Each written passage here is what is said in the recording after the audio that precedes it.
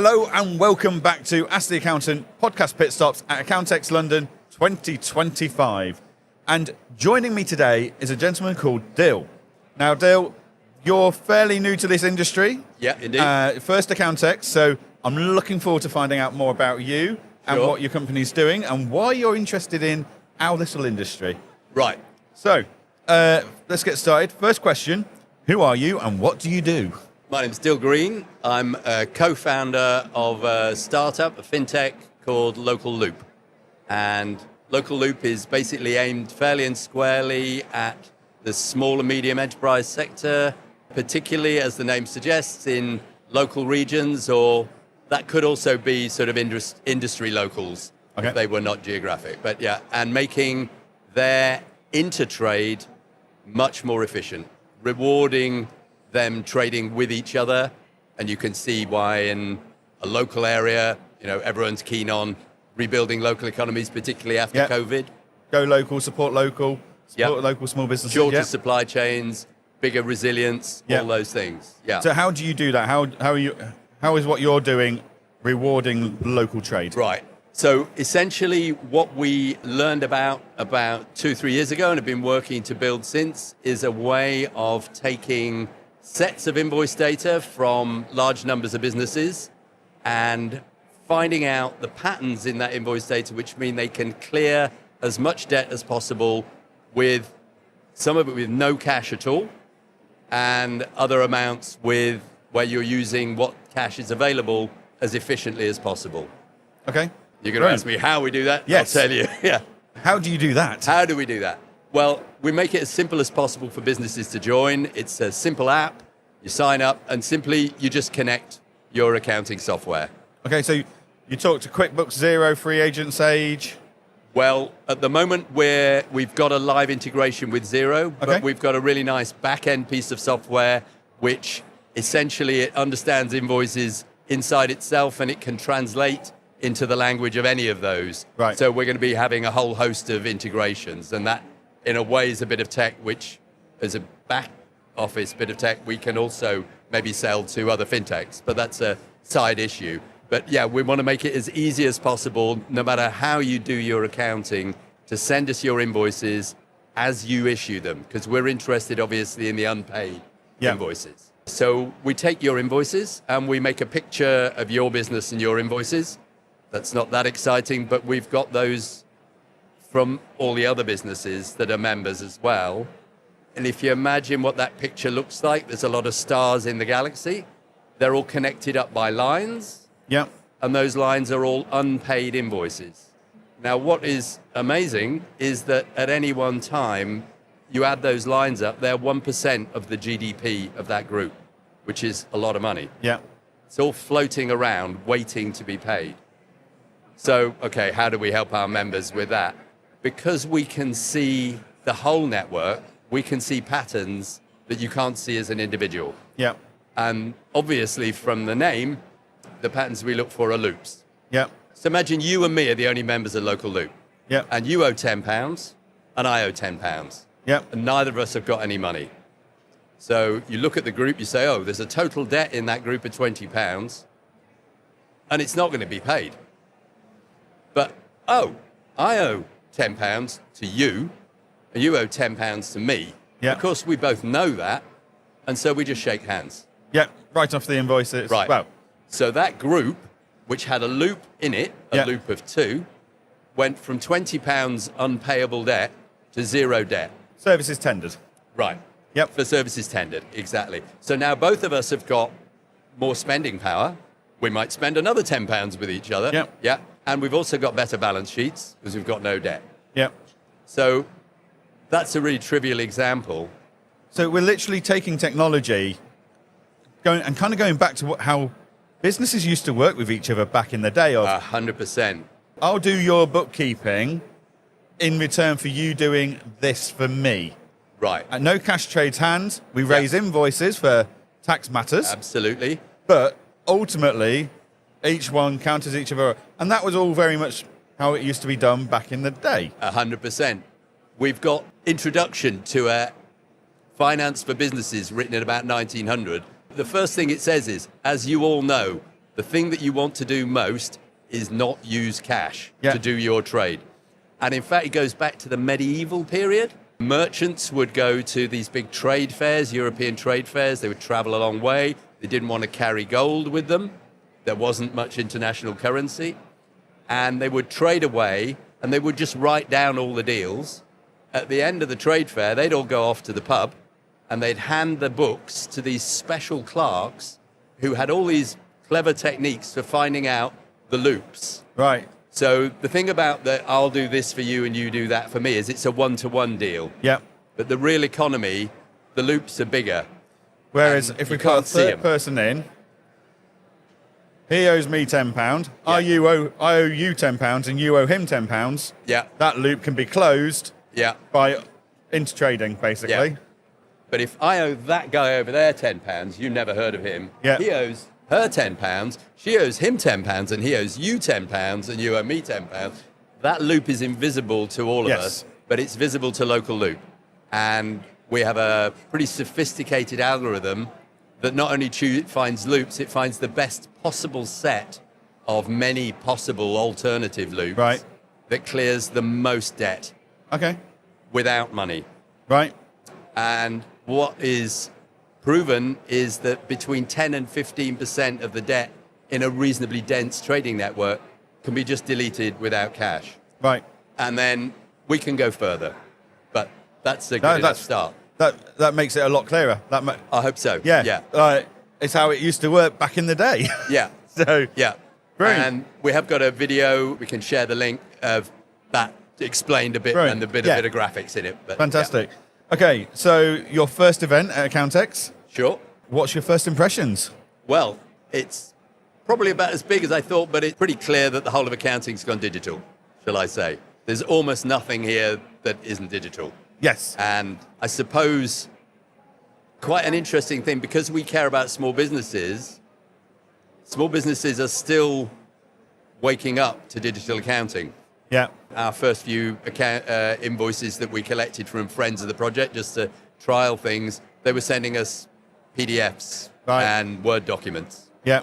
But obviously for our business, the more digital, the easier things So get. making tax digital is going to be a real Yeah. accelerator for you, because that Yeah. means everyone's got to use the software that you need them to use. Absolutely, yeah. Fantastic. And, honestly, the less time small business users have to spend faffing around with the accounting, the more time they've got doing their actual work. The only small business owners that got into small business to do accounts and bookkeeping are accountants and bookkeepers. Exactly. Like, Yeah. The rest of them got into business to do what they do. Exactly. So, Yeah. Brilliant. And I mean, a key thing is, and what we really want to help is it's an astonishing amount of time that small businesses spend chasing late payments, worrying about cash flow, Yeah. and exactly as you say, not getting on with their business. And this is a drag on everybody if you think about it. Yep. It's not just a drag on them. Yeah, no, completely agree. Okay, so Monday, Tuesday this week, Yep. before Accountex, what were you looking forward to about I'm looking these 2 forward days? to coming here and meeting you, obviously, because we've been invited, and that's great. But really seeing, I guess, what the range of digital sort of second-order accounting services is. So there's obviously Xero, there's QuickBooks, those are the obvious ones. But you see when you look at the Xero App Store, there's a lot of people now in the ecosystem saying, okay, given that data is available and easy for businesses to share, what can we do with that? So that's obviously where we live. Also, I guess, because again, we're much more interested in small and medium enterprises, which are like not what people talk about much. Yeah. Because individually, they're never very valuable to a service business, but they're 50% of the economy, Yep. 99% of all the businesses, and also more than 50% of employment as well. Yep. And we feel deeply that they're pretty much underserved. And the bigger the tech is, the more it's like, oh yeah, we sign you up, but we don't really want to support you. You use our service. If you can figure out how to do it, good luck to you. If you can't, maybe, Yeah. But actually, it's really important. It's where half the people in this country live, work, and breathe. Exactly, yeah. Everyone always looks at small businesses and going, it's a small business. Yeah, but it's more valuable than Asda. If you add them all up. Yeah, if you add them all up, as an entity, it's more valuable than Asda. And there's this sort of rude way that people talk about it. They say, oh, it's a mom and pop business, or a lifestyle business. Yes. Now, what's really interesting to me, the more small businesses I talk to, even quite big small businesses are lifestyle businesses. Now, you talk to someone who's got 100 employees, and you say, oh, well, you could do this. And say, I don't fancy that. Okay, this business is not ruthless profit machine. It's actually a representation of how people want to live and work in the world. And smaller businesses are definitely like, I chose to do this. I'm not going to get rich doing this, but I'm going to live a good life that makes sense to me. And that's what business should be, really. Yeah, definitely. Okay, what's the highlight of the day been? Highlight of the day, well, again, so far here, because I haven't really had much of a look round yet. Again, that ecosystem around digital accounting, and I'm going to go and explore that a bit more after we're done here. Brilliant. So, what is it you love about this industry, about accountants and bookkeepers? Well, this is, I suppose, where we come in, because we're not accountants and bookkeepers. My co-founder is a physicist. I'm actually an architect, but I've spent quite a long time doing like community currency things, sort of interesting things I was not involved in, but I'm in Brixton, so we saw the Brixton pound and things like that, and always been very interested in local economics, grassroots up. Yeah. And so we realize about this industry is this is where all the data is that we can use, and actually rather than just be about people, we need to get the numbers right as well. Yeah. So both of us heavily into analyzing that network graph of the economy. We think the network graph view of the economy is just completely missing. The government does giant statistics, and we know that their levers of power are really crude and brutal. You know, when they do that with interest rates, maybe it does what they thought they wanted to do, but it does a whole load of other evil things at the same time. There's a lot of side effects. With tax. But if we can see this, what we call the middle view of the economy, the local network, it almost in real time, we think we can really bring new value into where most people actually live. Yeah, that makes sense. Okay, moving on to technology. Sure. First of all, what is the item of tech that is on the top of your tech stack? What bit of tech do you live by, swear by, that you use all day, every day, and you couldn't live without? I guess at the moment, it's our app. Yeah. But our app connects to this background app, which is called Promise, which is the real engine because it can connect to any account system, and it can also speak to account system. So if you think about the outcome of our work is going to be bookkeeping instructions. You can reduce that payable amount by £10. You can reduce that balancing receivable amount by £10. When we can automate that into people's books, then really they're just going to, once a month, they're going to get a report saying, oh, we deleted this much debt and this much payables from your thing. And by the way, it's already been done. There's a balancing account there. You can see, you can audit it all. Thank you very much. So that is the thing that makes everything we want to do possible, because small business owners aren't going to be sending us PDFs once a month. That's not what they're... No, definitely. And behind that, it's our algorithm, Brilliant. which is, the analytics engine. Yeah. So how do you feel AI is impacting on technology, what you're trying to do, and the accounting sector? Obviously, it's massive. Obviously, the other shoe has yet to drop in many ways. I mean, I haven't yet seen the advert for the AI-powered tax minimizer. No. But loads of people must be trying to build that. Loads of accountancy firms who are still quite bread and butter must be like not knowing whether to fear that or not.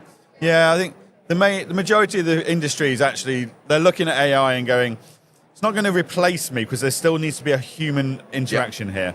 what it will do is repurpose how I spend my time. Right. So I spend my time doing more high value, whether that's Yeah. monetary high value services or high value relationship time with their customers, while the AI does the lower value computational data processing side of things. Somewhat so like your tool. This is my worry. You see, AI, we know, makes mistakes. It does. It hallucinates a lot. And the last thing you want is hallucination around your accounts. Yeah. The tax man is not going to accept, the AI hallucinated is a reason for not having paid or of having got the wrong date or something. So I think a lot of people, they think that AI is the new magic bullet. And actually, it's going to be the people who really understand where and how to apply it and where and how not to. So, for instance, we've tried to build our own AI PDF invoice parser, and I know there are services out there. Yeah. And to be honest, we retired hurt and thought, we're just going to buy that in.